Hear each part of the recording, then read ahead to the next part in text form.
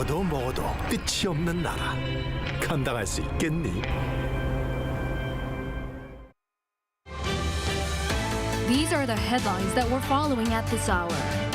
Tomorrow is D-Day to decide who will take the seats in South Korea's 22nd National Assembly. Rival parties are stretching their final campaign efforts to win over more voters. Amid the standoff between the government and the doctors, there also seems to be internal division within the medical community. A joint briefing by major doctors groups to seek a unified voice for talks with the government has been canceled. Israeli Prime Minister Benjamin Netanyahu says there's a set date to send ground forces into Rafah in southern Gaza, where around 1.5 million displaced Palestinians have sought shelter.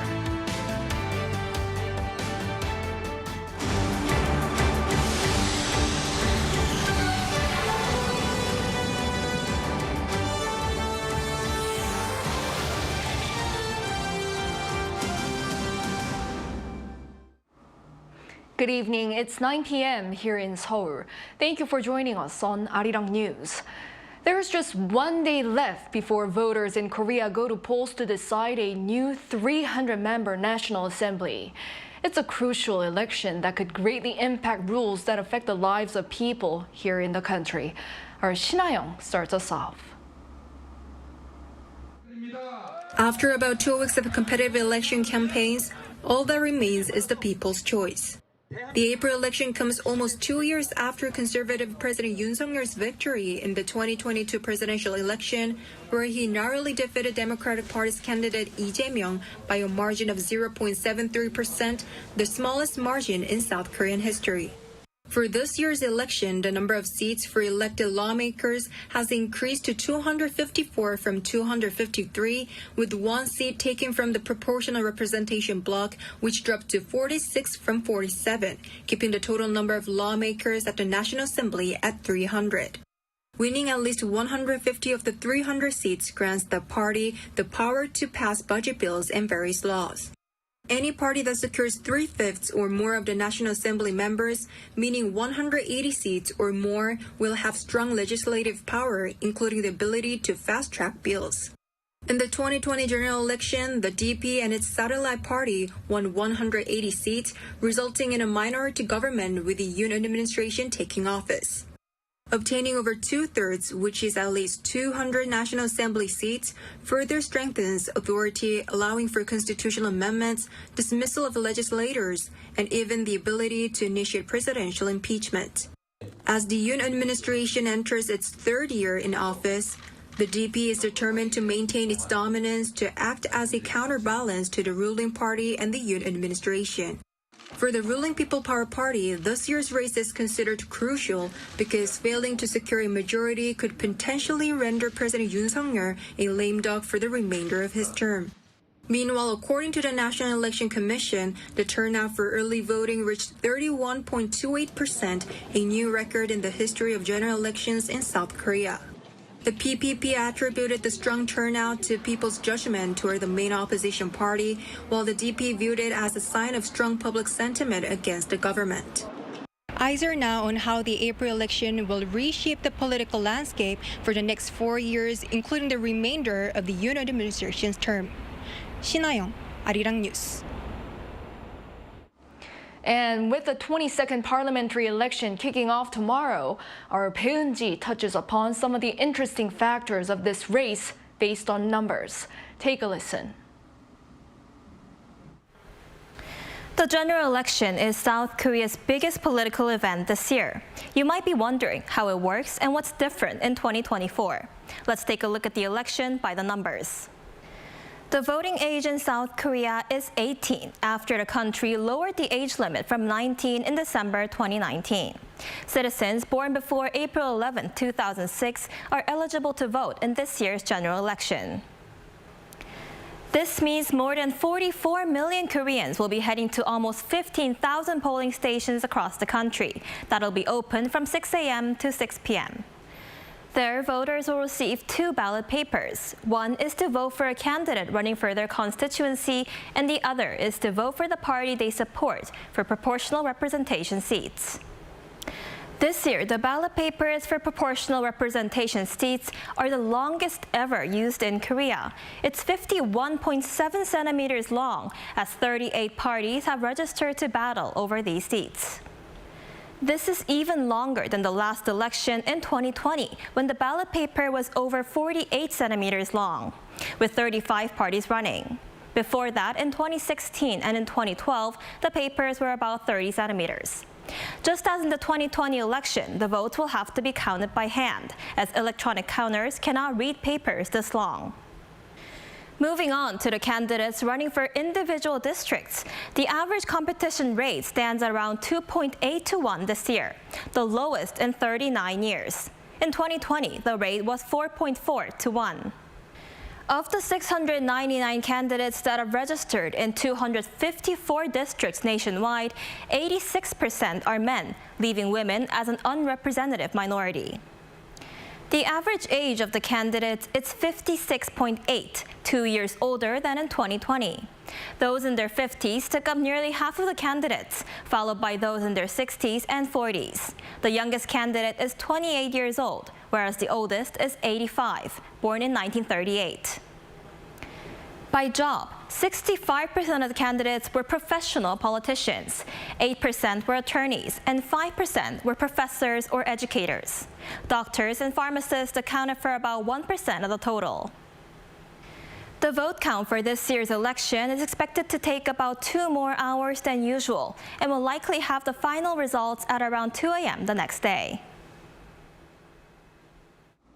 Shifting gears, a joint press conference by different areas of South Korea's medical community that was scheduled to go ahead this Friday has been canceled. That's according to a briefing by the Korea Medical Association on Tuesday.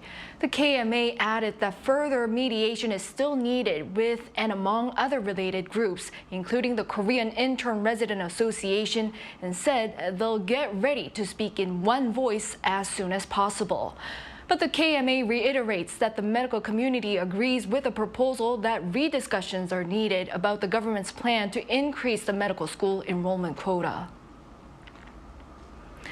President Yoon on Tuesday asked the country's Coast Guard to continue taking stern action against illegal fishing by Chinese boats to safeguard maritime security.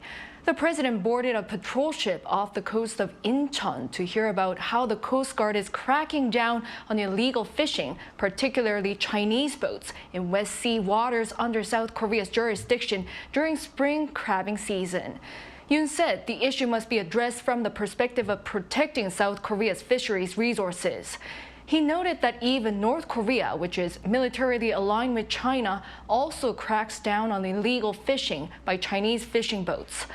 The president last month ordered strong response measures after hearing a personal appeal from a Korean fisherman at a public policy discussion. This prompted a week-long special crackdown that seized 5 illegal Chinese boats and 36 vessels that were evicted from Korean waters. President Yoon has pledged to invest nearly $7 billion into artificial intelligence, including AI semiconductors, over the next 3 years. The top office said Yoon convened a meeting on Tuesday, introducing his administration's AI initiative to turn South Korea into one of the top 3 global powers in the technology and #1 when it comes to AI semiconductors by capturing 1/10 of the global market. Yoon said that the government will spend 9.4 trillion won, or $6.9 billion by 2027, and create a $1 billion fund to support innovative AI chip firms. He said he would directly supervise a new national AI committee to coordinate various public-private efforts.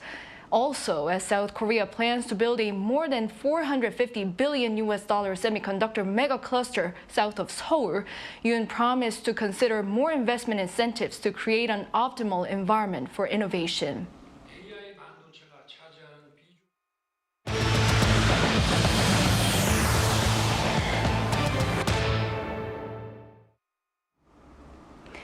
South Korea's second military reconnaissance satellite launched on Monday has successfully communicated with the country's ground station.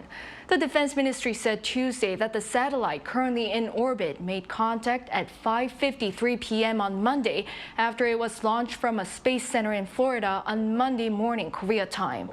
Although it is Korea's second reconnaissance satellite, it's the country's first SAR type. It's expected to boost the military surveillance of North Korea as SAR satellites can capture images day or night regardless of weather conditions. China's third highest ranking official is set to visit North Korea this week, further strengthening their bilateral ties. Beijing's foreign ministry announced Tuesday that Zhao Leji, a member of the Standing Committee of the Chinese Communist Party's Politburo, will visit Pyongyang from April 11th to 13th.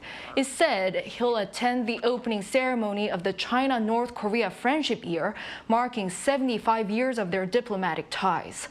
North Korea's state media also said Tuesday that a Chinese delegation led by Zhao will be visiting Pyongyang without any further details. Zhao will be the highest-ranking official to visit the North since the regime opened its border following the COVID-19 pandemic. Israel says a date has been set for its ground offensive into the city of Rafah in southern Gaza. This looks to be a direct opposition to reported progress in recent truce talks between Israel and Hamas. Our Park Gun-woo explains. Israeli Prime Minister Benjamin Netanyahu said on Monday local time that a date has been set for an invasion of Rafah, where around 1.5 million displaced Palestinians are sheltering. Today, I received a detailed report on the talks in Cairo. We are constantly working to achieve our goals. First and foremost, the release of all our hostages and achieving a complete victory over Hamas. This victory requires entry into Rafah and the elimination of the terrorist battalions there. It will happen. There is a date. Though Netanyahu's statement did not have a specific date, his remarks appear to directly oppose reports that truce talks had seen progress. And as the U.S. said that it wasn't seeing any signs of massive operations or rearranging of troops by Israel, and as a recent withdrawal was made from southern Gaza, some predict that Netanyahu's recent statement about the ground offensive was not his actual intention. This comes after the U.S. delivered new negotiations proposals to both Israel and Hamas in truce talks in Cairo over the weekend. The talks proposed by CIA Director Bill Burns included trading 40 Israeli hostages for 900 Palestinian prisoners and allowing refugees in the southern city of Gaza to return to the north without any restrictions. Both Israel and Hamas are reported to agree on reviewing the proposal. But Israel is reported to be especially against Gazans returning north, as it could raise possibilities for the survival of Hamas. And a Hamas official said early Tuesday that the latest ceasefire deal proposed by Israel and delivered by Egyptian, Qatari, and American mediators was not agreeable, but said they would review the proposal and respond later on. As of Monday, over 33,000 Palestinians have been killed and nearly 76,000 wounded, while the death toll for Israel has reached 1,139, with dozens still held captive since the war started October 7th. Park Gun-woo, Arirang News. And elsewhere, as gang violence continues in Haiti, 11 South Korean citizens have been evacuated from the Caribbean nation. The foreign ministry said on Tuesday that the South Korean nationals were airlifted to the neighboring Dominican Republic via helicopter the day before.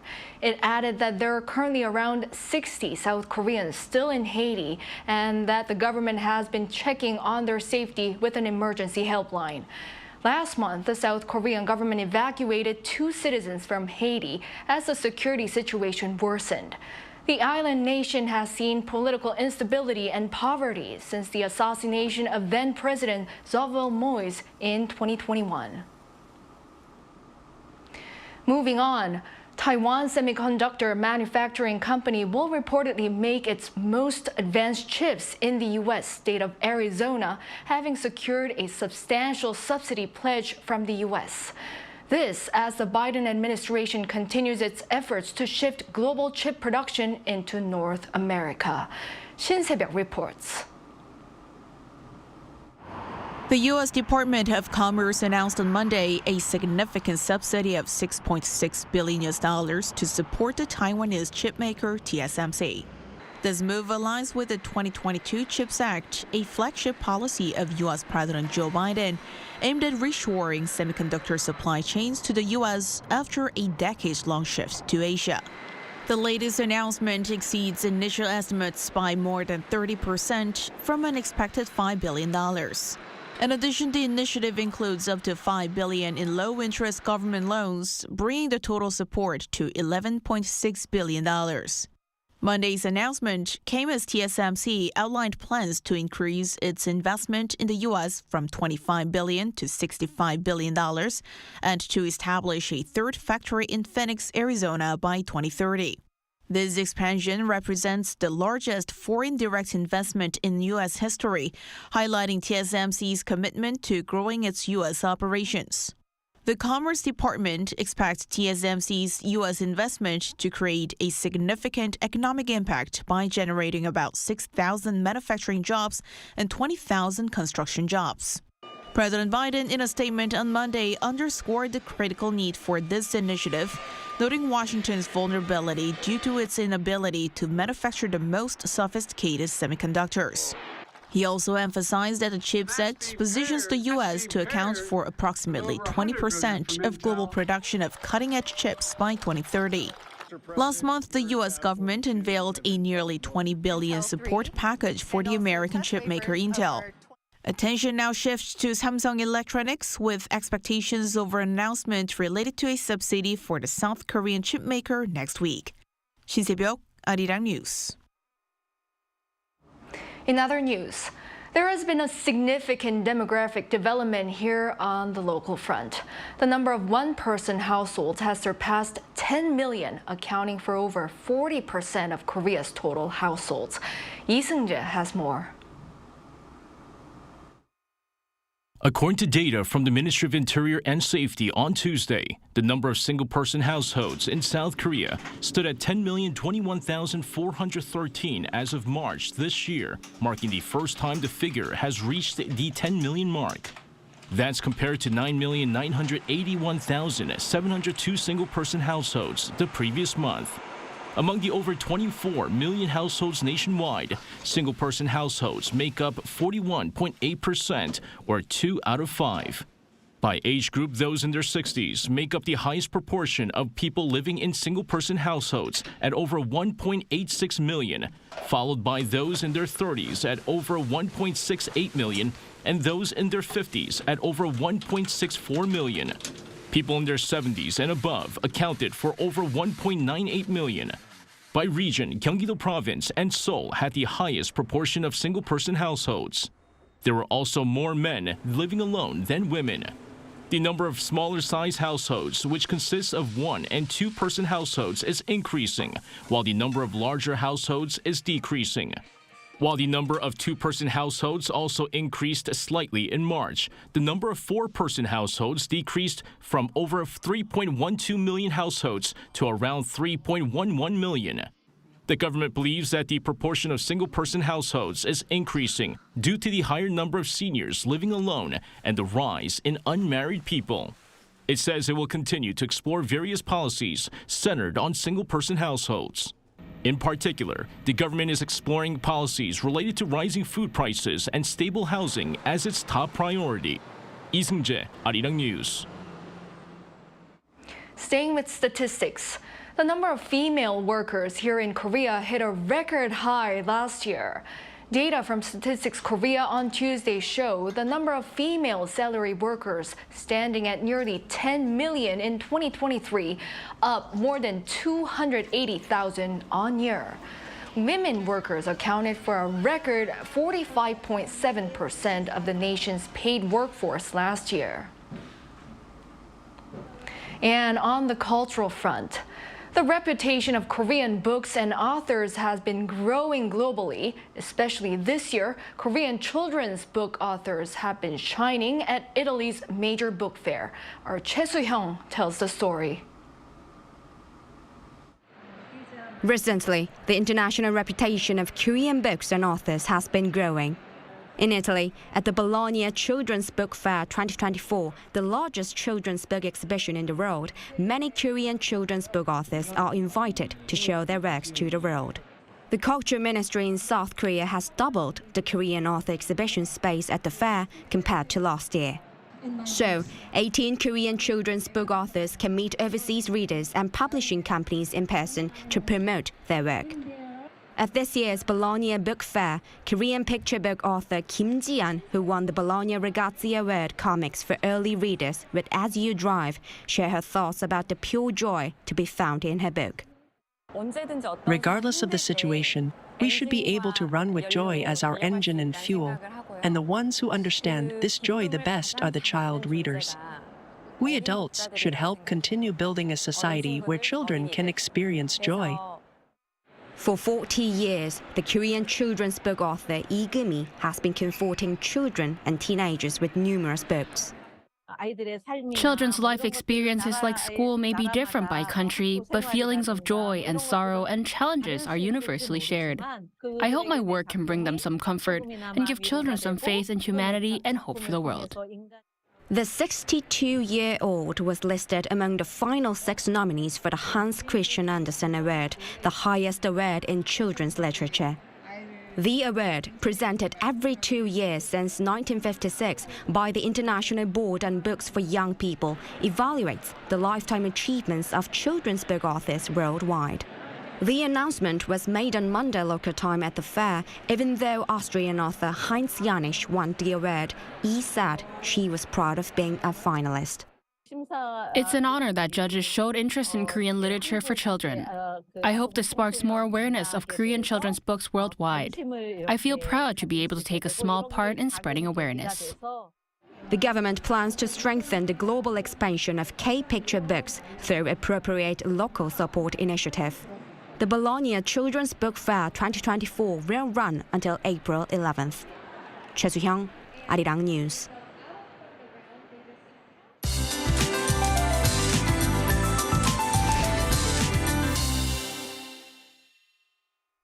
We are entering the middle of spring. The daytime temperature in Seoul rose to 20 degrees Celsius.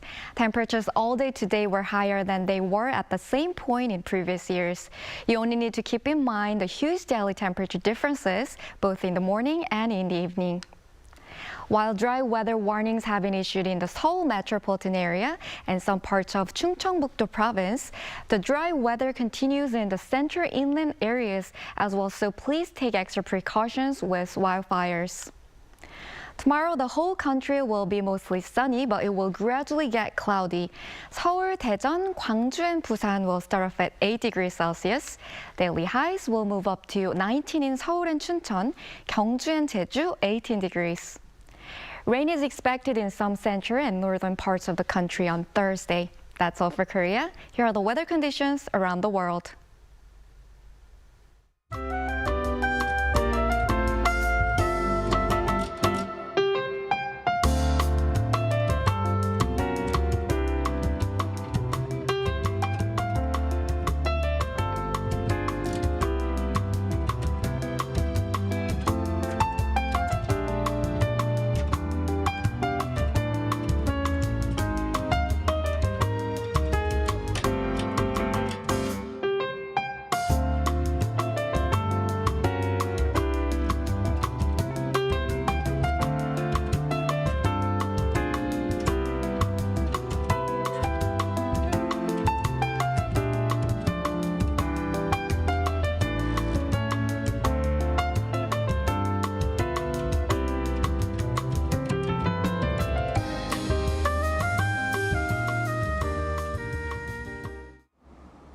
Well, that is all for this newscast. Thank you for watching. We'll be back at 10 p.m. with the AI headline news. Good night.